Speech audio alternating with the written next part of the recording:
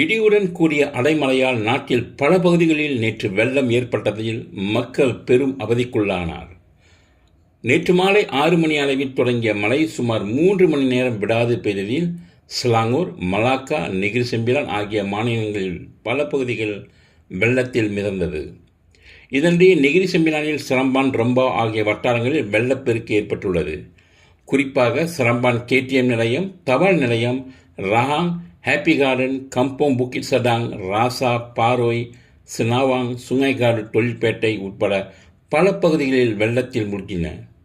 இந்த வெள்ள நிலவரம் குறித்து அறிக்கை ஒன்றை வெளியிட்டுள்ள நெகிரி செம்பிலான் மாநில ஊராட்சி, வீடமைப்பு மற்றும் போக்குவரத்து துறைக்கான அரசு ஆட்சிக்குழு உறுப்பினர் அருள்குமார் ஜம்புநாதன், நேற்று இரவு இரு பகுதியிலும் வெள்ள நிலவரம் குறித்து ஆய்வு செய்யப்பட்டுள்ளது என தெரிவித்தார். தொடர் கனமழையை தவிர ரயில் நிலையம் மற்றும் அங்குள்ள சாலைகள் மேம்படுத்தும் பணிகள் சிரம்பான் KTM ஸ்டேஷன் பகுதியில் வெள்ளப்பெருக்கை ஏற்படுத்தியுள்ளது.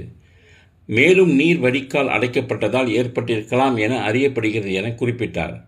மீண்டும் இந்த வெள்ளப் பிரச்சனை ஏற்படாத வகையில் உடனடியாக நடவடிக்கை எடுக்குமாறு RAC மற்றும் குத்தகையாளர் ஆகிய தரப்புகளுக்கு அருள்குமார் உத்தரவிட்டுள்ளார்.